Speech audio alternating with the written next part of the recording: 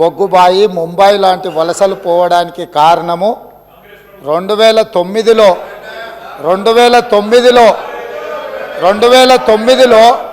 ఒక వ్యక్తి కరీంనగర్ జిల్లా ప్రజలు తరుముతే అక్కడి నుంచి పారిపోయి పాలమూరు జిల్లాకు వలస వస్తే అయ్యో పాపం వలస వచ్చిండని చెప్పి ఆదరించి ఎంపీగా గెలిపిస్తే పోయి అదే పత్తాటు పోయిండు. ఇయాల అలాంటి జిల్లాకు సంబంధించి కృష్ణానది జలాల మీద చర్చ జరుగుతున్నప్పుడు ఆ మహానుభావుడు ఇక్కడికి రాకుండా ఫామ్ హౌస్లో దాచుకొని ఈరోజు తెలంగాణ సమాజాన్ని అవమానిస్తున్నాడు. ఇంతకంటే కీలకమైన అంశం ఈ తెలంగాణ సమాజంలో ఏమైనా ఉందా అధ్యక్ష? మీరు చెప్పండి. మీరు కూడా వికారాబాద్ జిల్లా కరువు ప్రాంతం నుంచి వచ్చిండ్రు కదా.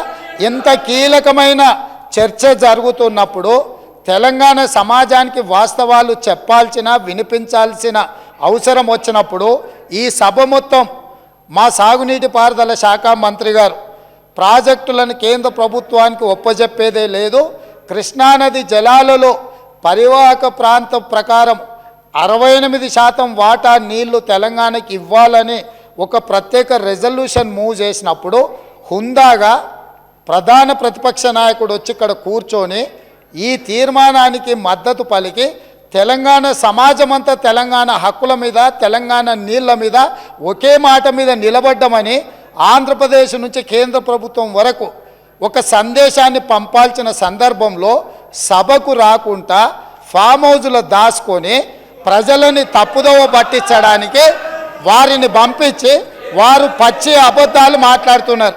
ఏది ఏమైనా మొన్న నేను చూసినప్పుడు ఆ కుర్చీ ఖాళీగా ఉండి ఈరోజు ఆ కుర్చీలో పెద్దలు పద్మరావు గారు కూర్చున్నారు. వారికి ఆ బాధ్యత ఇస్తానన్న వారన్నా నెరవేరుస్తారు. దయచేసి ప్రతిపక్ష నాయకుడిగా పద్మారావు గారు నిజమైన తెలంగాణ ఉద్యమకారుడు, తెలంగాణ కోసం కొట్లాడేటోడు. వారిలాంటి వాళ్ళని పెడితే తెలంగాణ సమాజానికి మేలవుతుంది. నేను ఒకటే చెప్పదలుచుకున్నా, ఈరోజు ఉత్తమ్ కుమార్ రెడ్డి గారు సభలో ప్రవేశపెట్టిన ఈ ప్రాజెక్టులను అప్పజెప్పేది లేదు అనేది మొదటి అంశము. పరివాహక ప్రాంతం ప్రకారం 68% నీళ్లు అంటే 551 టీఎంసీల నీళ్లు తెలంగాణకు రావాలి అని వారు తీర్మానం ప్రవేశపెట్టినరు. దానికి అనుకూలమా వ్యతిరేకమా మొదట ఆ విషయంలో స్పష్టత ఇచ్చిన తర్వాత మిగతా ఏ విషయాలైనా మాట్లాడమనుండ్రి. అంతే తప్ప ఇవాళ వాళ్ళ మాటల వల్ల వాళ్ళ చర్యల వల్ల శత్రువులకు బలం చేకూరుతుంది.